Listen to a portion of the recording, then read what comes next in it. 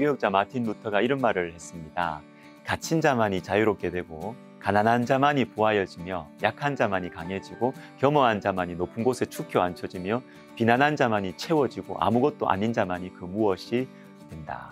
여러분, 하늘과 땅 그리고 인간을 지으신 하나님 앞에 내가 연약하고 가난하고 무능하다는 사실을 진실로 아는 사람에게 소망이 있습니다. 아무것도 아닌 자만이 그 무엇이 되는 것이에요.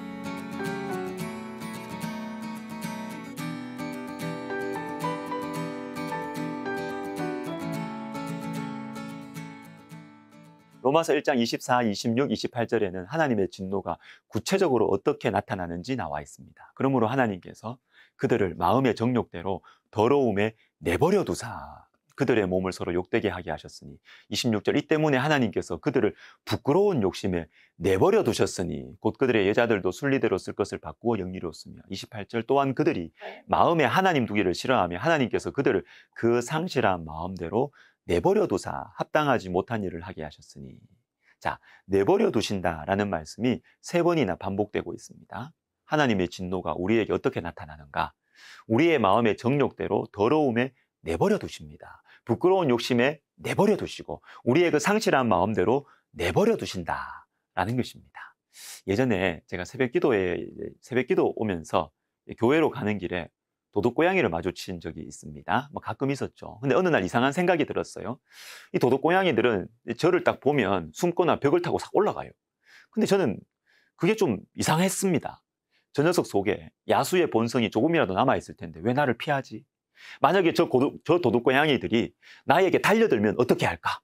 그리고 이 서울 시내에 우리가 걸어다니는 길 아래에는 아마도 서울 시민들보다 더 많은 쥐들이 우글우글거리고 있을 것인데 하수도 시설이 잘 정비되어 있어서 그 쥐들이 안 보이고 있지만 만약에 문제가 생겨서 무슨 큰 사고가 일어나서 땅이 뒤집히면 그 쥐들이 다 튀어나오지 않을까? 이런 생각이 들었어요. 여러분, 하나님께서 우리를 내 마음의 정욕대로 더러움에 내버려 두신다면 어떻게 될까요? 주님께서 우리의 그 부끄러운 욕심에 우리를 내버려 두시면 어떤 일이 날까요? 나의 그 상실한 마음대로 내버려 두면 내 인생은 어떻게 될까요? 남이 나를 죽이는 거 아니고 내가 나를 죽일 것입니다. 오늘 하나님께서는 우리에게 충격적인 말씀을 하십니다. 영혼의 부패를 방치하고 있는 인생들에게 하나님께서 벼락을 떨어뜨리지 않으시고 그냥 내버려 두시기만 하셨을 때 어떤 일이 일어나느냐? 저희 몸을 스스로 서로 욕되게 한다. 인간을 가만히 내버려 두기만 해도 성적인 타락이 자동적으로 일어난다는 거예요.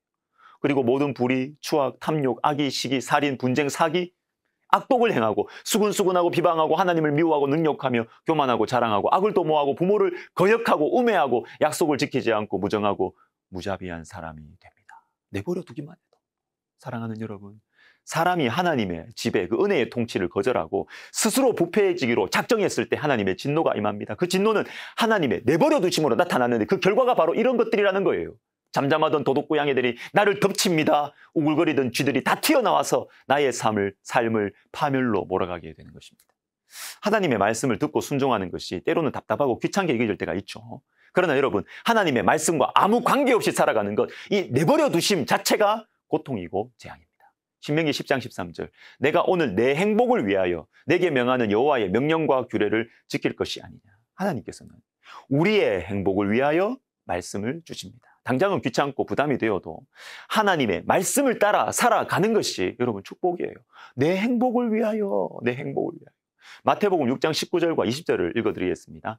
너희를 위하여 보물을 땅에 쌓아두지 말라. 거기는 좀과 동록이 해하며 도둑이 구멍을 뚫고 도둑질하느니라. 오직 너희를 위하여 보물을 하늘에 쌓아두라. 거기는 좀이나 동록이 해하지 못하며 도둑이 구멍을 뚫지도 못하고 도둑질도 못하느니라. 보물을 하늘에 쌓아두라고 하시면서, 근데 여러분, 이 보물 내 거잖아요. 내가 소중하게 여기는 내 건데 내가 가지고 있어야죠. 내 품에 있어야죠. 왜 하나님의 손에 맡겨드립니까? 그러나 우리 주님께서 반복해서 말씀하십니다. 너희를 위하여 보물을 땅에 쌓아두지 말고 하늘에 쌓아두라. 디모데전서 6장 18절과 19절도 제가 읽어드리겠습니다. 젊은 목회자였던 디모데에게 부유한 성도들을 이렇게 가르치라고 말씀해 주세요. 선을 행하고 선한 사업을 많이 하고 나누어 주기를 좋아하며 너그러운 자가 되게 하라. 이것이 장래에 자기를 위하여 좋은 터를 쌓아 참된 생명을 취하는 것이니라. 자, 여기에 나오는 자기를 위하여, 이 누구일까? 누구? 목회자를 위하여일까요? 아니면 하나님을 위하여일까요? 아니죠. 부유한 성도들이 선한 일을 하는데 돈 쓰는 것이 목회자를 위한 것, 하나님을 위한 것 아니에요. 자기를 위하여, 자기를 위하여, 자기 자신을 위한 것입니다. 시편 37편 5절에 이런 말씀이 있습니다. 내 길을 여호와께 맡기라. 그를 의지하면 그가 이루시고. 자, 내 길, 우리가 걸어가는 인생길입니다. 내가 어떤 길로 갈지, 우리 자녀들이 어떤 길로 갈지, 우리는 길에 대해서 관심이 많습니다. 우리의 보물이에요. 사랑하는 여러분, 아끼는 것일수록, 마음이 가는 것일수록 하나님께 맡기십시오. 하늘에 쌓아두십시오. 땅에 쌓아두면 내 힘과 내 지혜로 붙들고 있으면요, 벌레도 막아야 되고요, 녹이 쓰는지 자꾸 들여다봐야 되고요, 도둑들은 있는지 없는지 신경 쓰기가 잠을 잘 수가 없어요. 그러나 나의 보물을 하늘에 쌓아둘 때, 하나님께 맡길 때 하나님께서 보호하시고 지켜주실 것입니다. 벌레도 없고 녹 쓰는 것도 없고 도둑 걱정도 할 필요가 없습니다.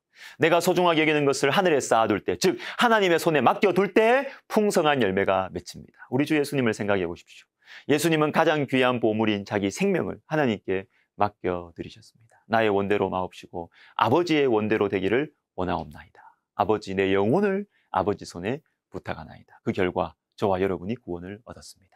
수많은 사람들이 지옥에서 건짐을 받아 천국으로 가게 되었습니다. 이 어두움의 세상에 빛이 비치게 되었습니다. 하나님께서 간섭하시는 인생, 하나님께서 책임지시는 인생이 복됩니다. 하나님의 내버려 두심은 자유가 아니고 재앙입니다. 기도하겠습니다.